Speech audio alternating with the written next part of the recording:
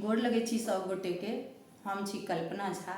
आइ हम अपने लोकनिक बीच एकटा अपन रचना कृष्ण जन्म बधैया प्रस्तुत कर रहल छी। आशा करैत छी जे अपने लोकनि के ई बधैया जरूर नीक लागत। जँ नीक लागै तऽ लाइक, सब्सक्राइब और शेयर कऽ हमर उत्साह वर्धन करब।